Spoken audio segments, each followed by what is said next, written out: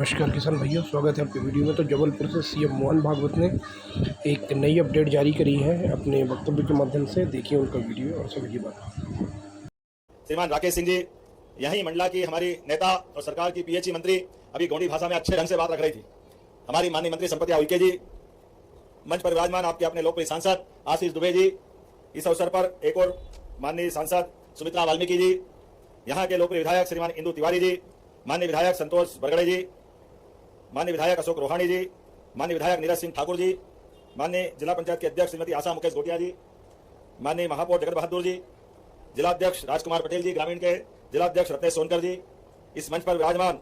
हमारे प्राधिकरण के अध्यक्ष संदीप जैन जी, उपाध्यक्ष प्रशांत केसरवानी जी, अखिलेश जैन जी, रिंकू विज जी, नगर निगम के अध्यक्ष सोनू वाचवानी जी, महामंत्री और महिला मोर्चा की अध्यक्षा सहित पूरा मंच जोरदार ताली बजा करके पूरे मंच का और अपना खुद का भी आज गौरवशाली दिवस में हम अपने आप को शामिल कर ले। रानी दुर्गावती, उनका नाम आते ही मां नर्मदा की पुत्री,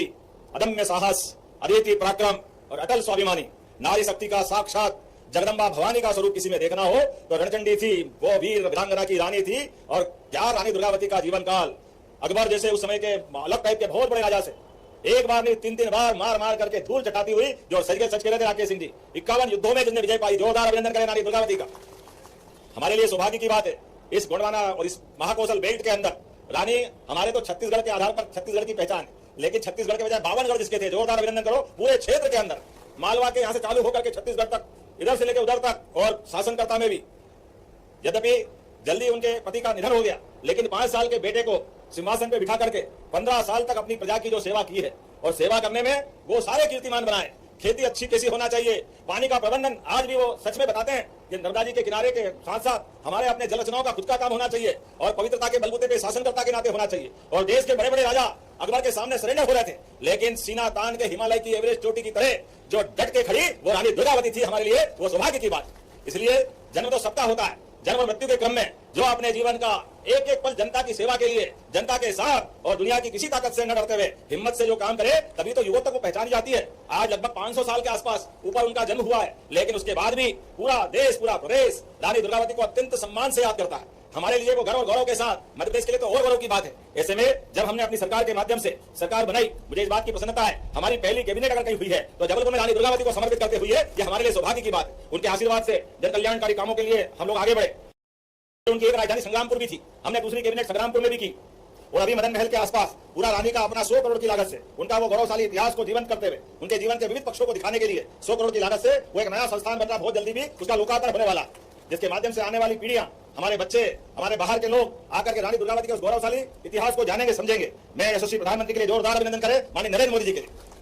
जिनने ऐसे विरासत से विकास के अभियान में ऐसे सभी महान महान हमारे अपने स्वाधीनता सेनानी, महान शासक, उनको विरासत से याद करते हुए शासन के लिए मान सम्मान के साथ उनका अलग प्रकार का इतिहास जनता के सामने सही रूप में जाए, ऐसा अभियान चलाया। इसलिए रानी दुर्गावती के लिए जब मैं आपके माध्यम से देखता हूं तो गौड़ साम्राज्य के 23,000 गांव तब समृद्धि के स्वर्णिम केंद्र बन गए। जिस रानी के शासनकाल में किसान लगान के रूप में सोने की मोहरें देते थे, हाथी देते थे, इसका मतलब वो कितना समृद्धशाली उस समय का शासनकाल होगा। हमें इस बात की भी प्रसन्नता है, चाहे सिंचाई की प्रणाली हो, बीज संरक्षण हो, फसल विक्रय का केंद्र हो, हर एक जगह उनको अलग ढंग से माननीय रानी ने अपने ढंग से कराया। ऐसे में जब मैं ये बात देखता हूँ कि उन्होंने अपने शासनकाल में इतना अच्छा प्रबंधन किया कि अगर अकाल भी पड़ जाए तो कोई भूखे नहीं मर सकता। अनाज भंडारण, जल भंडारण, जनता की सुविधा के लिए सुरक्षा के मोर्चे, प्रत्येक क्षेत्र में उनका अद्भुत अपना दृष्टिकोण था। और किसानों के लिए तो जो श्रद्धा थी हमारी सरकार भी, इसलिए किसान कल्याण वर्ष मनाते हुए इस पूरे वर्ष को किसान समृद्धि वर्ष के नाते से जान रही है। ऐसे में बीते दिन कल ही हमने अपनी कैबिनेट के माध्यम से किसानों के आग्रह रहता था कि आप 0% तो ब्याज लेते हो, ब्याज तो लेते नहीं हो, लेकिन 31 मार्च ये थोड़ा अटकता है, 31 मार्च में फसल कट के आती नहीं है, ऐसे में ब्याज लगता है पूरे साल का।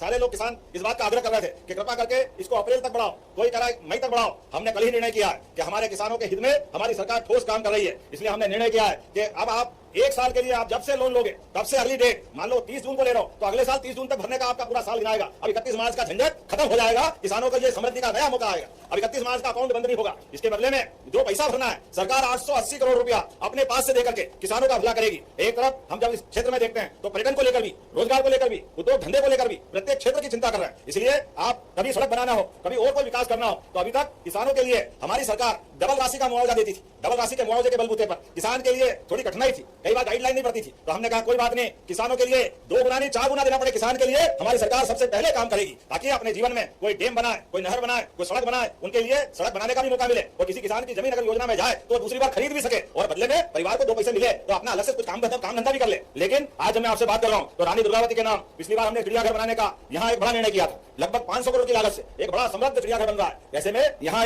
रेस्क्यू सेंटर भी बना रहे हैं और इसके साथ ही साथ 35वीं बटालियन मंडला का नाम हमने रानी दुर्गावती पर रखा था, जो हमारा अपना रानी दुर्गावती की प्रतिबद्धता। इस नाले के उधर मंडला और नाले के इधर जबलपुर, ये नोरी का नाला, एक तरह से वो 2 सौगात के लिए जोरदार ताली बजाओ हमारी 35वीं बटालियन के लिए। और कोदो कुटकी भी हमारी सरकार ने खरीदना चालू किया। कोदो कुटकी की कौन कौन फसल लगाता है, हाथ खड़े करके बताओ जो कोदो कुटकी का काम करता है। श्रीमान राकेश सिंह जी, यही मंडला की हमारी नेता और सरकार की पीएचई मंत्री अभी गोंडी भाषा में अच्छे ढंग से बात रख रही थी। हमारी माननीय मंत्री संपत्ति उइके जी, मंच पर विराजमान आपके अपने लोकप्रिय सांसद आशीष दुबे जी, इस अवसर पर एक और माननीय सांसद सुमित्रा वाल्मीकि जी, यहाँ के लोकप्रिय विधायक श्रीमान इंदु तिवारी जी, माननीय विधायक संतोष बरगड़े जी, माननीय विधायक अशोक रोहानी जी, माननीय विधायक नीरज सिंह ठाकुर जी, माननीय जिला पंचायत के अध्यक्ष श्रीमती आशा मुकेश गोटिया जी, माननीय महापौर जगत बहादुर जी, जिला अध्यक्ष राजकुमार पटेल जी, ग्रामीण के जिला अध्यक्ष रत्नेश सोनकर जी, इस मंच पर विराजमान हमारे प्राधिकरण के अध्यक्ष संदीप जैन जी, उपाध्यक्ष प्रशांत केसरवानी जी, अखिलेश जैन जी, रिंकू विज जी, नगर निगम के अध्यक्ष सोनू वाचवानी जी, महामंत्री और महिला मोर्चा की अध्यक्षा सहित पूरा मंच जोरदार ताली बजा करके पूरे मंच का और अपना खुद का भी आज गौरवशाली दिवस में हम अपने आप को शामिल कर ले। रानी दुर्गावती, उनका नाम आते ही मां नर्मदा की पुत्री, अदम्य साहस, अद्वितीय पराक्रम और अटल स्वाभिमानी, नारी शक्ति का साक्षात जगदम्बा भवानी का स्वरूप किसी में देखना हो तो रणचंडी थी, वो वीर वीरांगना की रानी थी। और क्या रानी दुर्गावती का जीवन काल, अकबर जैसे उस समय के अलग टाइप के बहुत बड़े राजा से एक बार नहीं 3-3 बार मार मार करके धूल चटाती हुई जो सच सच कह रहे थे राकेश सिंह जी, 51 युद्धों में जिसने विजय पाई, जोरदार अभिनंदन करें रानी दुर्गावती का। हमारे लिए सौभाग्य की बात है इस गोंडवाना और इस महाकौशल बेल्ट के अंदर रानी, हमारे तो छत्तीसगढ़ के आधार पर छत्तीसगढ़ की पहचान है, लेकिन छत्तीसगढ़ के बजाय 52 जिसके थे, जोरदार अभिनंदन करो। पूरे क्षेत्र के अंदर मालवा के यहाँ से चालू होकर के छत्तीसगढ़ तक, इधर से लेकर उधर तक, और शासनकर्ता में भी, यद्यपि जल्दी उनके पति का निधन हो गया, लेकिन 5 साल के बेटे को सिंहासन पे बिठा करके 15 साल तक अपनी प्रजा की जो सेवा की है और सेवा करने में वो सारे कीर्तिमान बनाए। खेती अच्छी कैसी होना चाहिए, पानी का प्रबंधन आज भी वो सच में बताते हैं कि नर्मदा जी के किनारे के साथ साथ हमारे अपने जल रचनाओं का खुद का काम होना चाहिए और पवित्रता के बलबूते पे शासनकर्ता के नाते होना चाहिए। और देश के बड़े बड़े राजा अकबर के सामने सरेंडर हो रहे थे, लेकिन सीना तान के हिमालय की एवरेस्ट चोटी की तरह जो डट के खड़ी वो रानी दुर्गावती थी। हमारे लिए वो सौभाग्य की बात। इसलिए जन्म तो सबका होता है, जन्म और मृत्यु के क्रम में जो अपने जीवन का एक एक पल जनता की सेवा के लिए, जनता के साथ और दुनिया की किसी ताकत से न डरते हुए हिम्मत से जो काम करे, तभी तो युवकों को पहचानी जाती है। आज लगभग 500 साल के आसपास ऊपर उनका जन्म हुआ है, लेकिन उसके बाद भी पूरा देश, पूरा प्रदेश रानी दुर्गावती को अत्यंत सम्मान से याद करता है। हमारे लिए वो गर्व और गौरव के साथ, मध्य प्रदेश के लिए तो और गौरव की बात है। ऐसे में जब हमने अपनी सरकार के माध्यम से सरकार बनाई, मुझे इस बात की प्रसन्नता है, हमारी पहली कैबिनेट अगर कहीं हुई है तो जबलपुर में रानी दुर्गावती को समर्पित करते हुई है। ये हमारे लिए सौभाग्य की बात। उनके आशीर्वाद से जन कल्याणकारी कामों के लिए हम लोग आगे बढ़े। उनकी एक राजधानी संग्रामपुर भी थी, हमने दूसरी कैबिनेट संग्रामपुर में भी की। और अभी मदन महल के आसपास पूरा रानी का अपना 100 करोड़ की लागत से उनका वो गौरवशाली इतिहास को जीवंत करते हुए उनके जीवन के विविध पक्षों को दिखाने के लिए 100 करोड़ की लागत से वो एक नया संस्थान बन रहा, बहुत जल्दी भी उसका लोकार्पण होने वाला, जिसके माध्यम से आने वाली पीढ़ियां, हमारे बच्चे, हमारे बाहर के लोग आकर के रानी दुर्गावती के उस गौरवशाली इतिहास को जानेंगे, समझेंगे। मैं यशस्वी प्रधानमंत्री के लिए जोरदार अभिनंदन करें माननीय नरेंद्र मोदी जी के लिए, जिनने ऐसे विरासत से विकास के अभियान में ऐसे सभी महान महान हमारे अपने स्वाधीनता सेनानी, महान शासक, उनको विरासत से याद करते हुए शासन के लिए मान सम्मान के साथ उनका अलग प्रकार का इतिहास जनता के सामने सही रूप में जाए, इसका अभियान चलाया। इसलिए रानी दुर्गावती के लिए जब मैं आपके माध्यम से देखता हूं तो गौड़ साम्राज्य के 23,000 गांव तब समृद्धि के स्वर्णिम केंद्र बन गए। जिस रानी के शासनकाल में किसान लगान के रूप में सोने की मोहरें देते थे, हाथी देते थे, इसका मतलब वो कितना समृद्धशाली उस समय का शासनकाल होगा। हमें इस बात की भी प्रसन्नता है, चाहे सिंचाई की प्रणाली हो, बीज संरक्षण हो, फसल विक्रय का केंद्र हो, हर एक जगह उनको अलग ढंग से माननीय रानी ने अपने ढंग से कराया। ऐसे में जब मैं ये बात देखता हूँ कि उन्होंने अपने शासनकाल में इतना अच्छा प्रबंधन किया कि अगर अकाल भी पड़ जाए तो कोई भूखे नहीं मर सकता। अनाज भंडारण, जल भंडारण, जनता की सुविधा के लिए सुरक्षा के मोर्चे, प्रत्येक क्षेत्र में उनका अद्भुत अपना दृष्टिकोण था। और किसानों के लिए तो जो श्रद्धा थी हमारी सरकार भी, इसलिए किसान कल्याण वर्ष मनाते हुए इस पूरे वर्ष को किसान समृद्ध वर्ष के नाते से जान रही है। ऐसे में बीते दिन कल ही हमने अपनी कैबिनेट के माध्यम से किसानों के आग्रह रहता था कि आप 0% तो ब्याज लेते हो, ब्याज तो लेते नहीं हो, लेकिन 31 मार्च ये थोड़ा अटकता है, 31 मार्च में फसल कट के आती नहीं है, ऐसे में ब्याज लगता है पूरे साल का। सारे लोग किसान इस बात का आग्रह कर रहे थे कि कृपा करके इसको अप्रैल तक बढ़ाओ, कोई करा मई तक बढ़ाओ। हमने कल ही निर्णय किया है कि हमारे किसानों के हित में